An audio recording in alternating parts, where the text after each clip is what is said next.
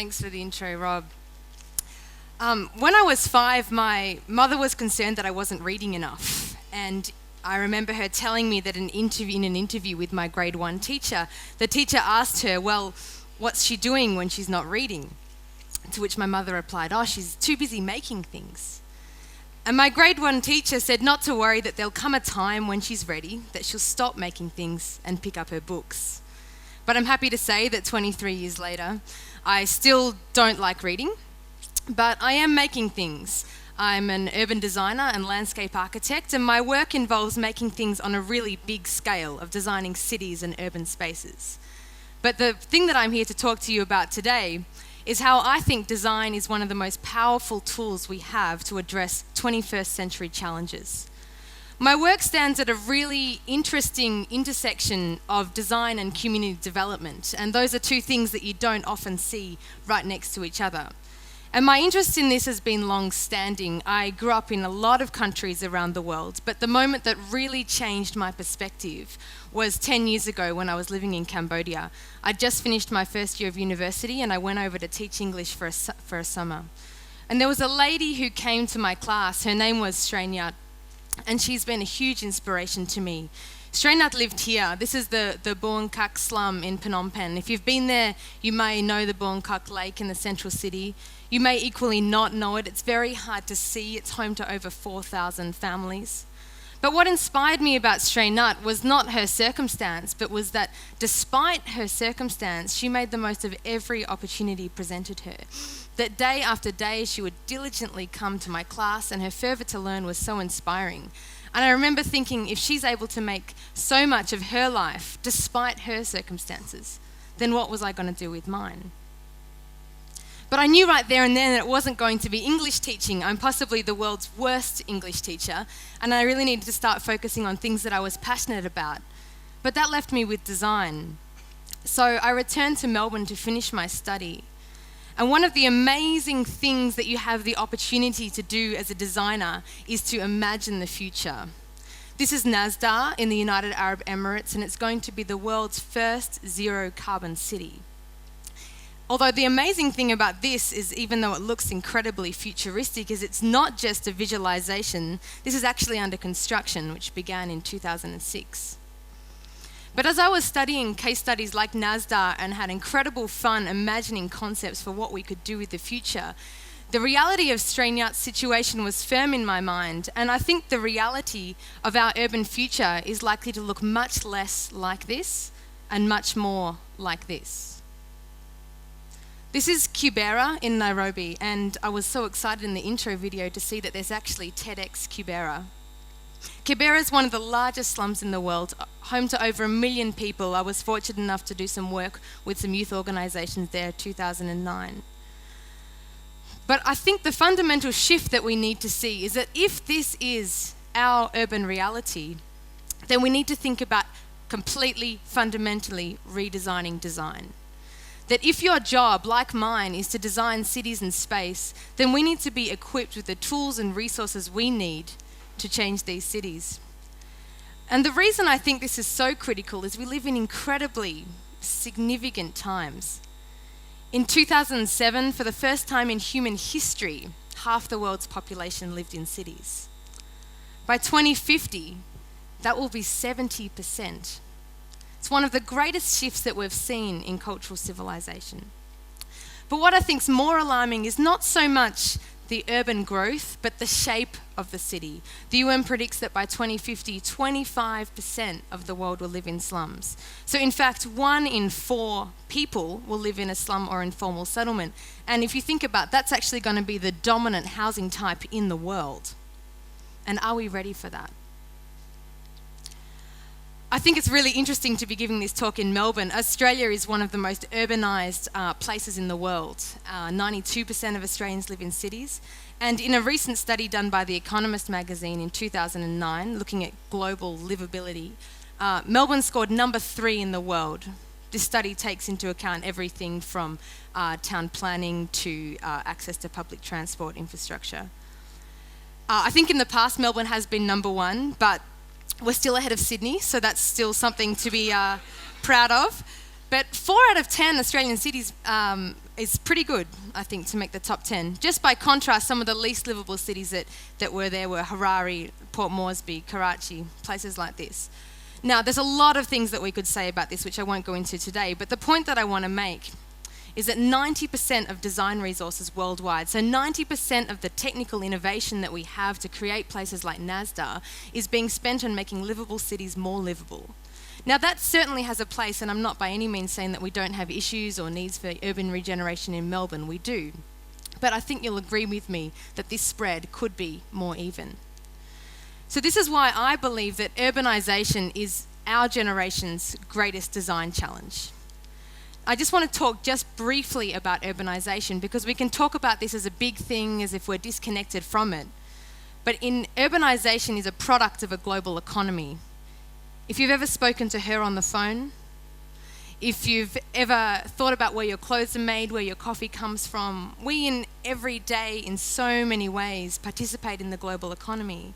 And if it's this global economy that's driving urban growth in places like India and is causing expansion of slums in Bangalore, in Ho Chi Minh City, then our actions here in Melbourne actually contribute to that we're connected. And if we're all part of the problem in some way, I think we can work together to all be a part of the solution. Jeffrey Sachs from Columbia University Earth Institute offers three strategies for addressing urbanisation, and these are huge topics and many things within each of them. But good urban planning, good urban development strategy, and that's everything from access to community services, public transport, and good urban governance. But for where I'm standing, designers are very well equipped to deal with these things.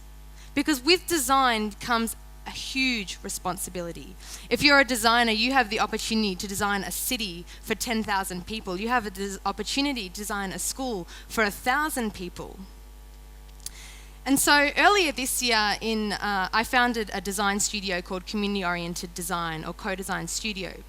And what we aim to do is mobilise emerging design professionals and connect their skills with community development projects where they're needed most. And we do this in two ways. The first way is recognising that change can be small. Even though that urbanisation is a global phenomenon on a huge scale, it affects us personally on a very human and personal level. And I just want to go now briefly to Ruray community in Phnom Penh, and I met there in 2008 a man named Sopiak when we were doing some work there, and this man has been a huge inspiration to me. He not only has he managed to learn English, perhaps in the same way that Shrey Nutt did that I spoke about earlier, but that he invites all the children in his community every afternoon into his house, which is no more than a sheet of recycled tin, to teach them English. And when I met him, I was so struck by his passion, and I naively said, well, why don't we build a school for you? It'd be so easy. We could raise the money in Australia. It would be so simple. And he said to me quite directly that, Lucinda, we don't need a school. The problem is the flooding. He said, in the rainy season, the children can't get to school. So half the year, they can't attend my English class. And so we worked with Sopiak and the community over the next 3 months to provide this solution, which was basically just a series of concrete walkways and drainage that stopped the flooding. And I love this because it's a school strategy without a school. It's a housing strategy without housing. And I think this is one example of how design innovation and design thinking can take what might seem the logical answer and twist it into a lateral design-led answer. And I'm really excited to have gone back to this community a few months later and see that they'd installed their own plants in that tarpaulin as, I think, a response to the new frontage that they had to this walkway. So change can be small. The second thing is I think we need to fundamentally redesign the design process. When you study design, whether you're studying in India, in Cambodia, in Vietnam, and I've worked with architects in all those countries, you're taught to design for the rich. But if 1 in 4 people in the world is going to be living in a slum or informal settlement, what does that mean for the way that we approach design? So at Co-Design Studio, we're looking at integrating some other principles with design. Number 1, it has to be collaborative. Now that's a difficult word for designers because it's very much about my ideas and my intellectual property. We think that we need to be multidisciplinary and we need to be collaborative. The second thing, that cross-cultural dialogue is important. That if we in Australia are part of the problem, then we can be part of the solution as well. If we're working in India, then we need to be working with Indian designers, and we need to understand how to work cross-culturally. And the third thing, which I think all designers would agree with, is that we need to advocate for good design. So let's see how this works in action. This is Mallasandra in India. It's just north of Bangalore, and I was there in August doing a project with Co-Design Studio. This is a community that's affected by massive rural-urban migration, and in Bangalore, which is India's IT capital, urban expansion is growing at 38%, so needs for housing and schooling is massive. And so we worked there firstly in collaboration. So we worked very much in partnership with the community. And I think the thing to recognise always is that if these communities exist where they are, we have to ask, why are they there, and how did they get there and build a house with no land and no money? That proves amazing innovation that we can really learn from. So what we did is basically just visualise the problems that they already saw. So we worked with them to document the houses that they were already living in, turn that into a modular system that then we could use their own innovative principles, but for a different context. The second thing we did is cross-cultural dialogue, and we worked very closely in partnership with architects from a university in India and also with professional architects, because the way that we see the world varies with our culture, and that's fundamentally important if we're thinking about a global context. And the final thing is we produced a master plan as the first stage of this project. Now, this might not look like so much to you. Perhaps it's green dots on a page. This is actually a master plan for a hugely sustainable school. But before this master plan existed, the school was just an idea. It was just something that our partner organisation were describing. When we put these images in front of them of perhaps what it could look like, immediately there was a huge amount of momentum around the project, and quite rapidly it gained significant funding. And I think that's one of the most powerful design tools we have, is to visualise what the future can be. So change can be small. We need to reinvent the design process. But how do we take that to scale? We're facing a massive problem. I think the issue in community development projects always is funding. It's always about how much money can we have for a school or a hospital. And I guess the point that I want to make is, while those projects in and of themselves are very significant, and the examples I've shown you, we can radically translate lives through these projects.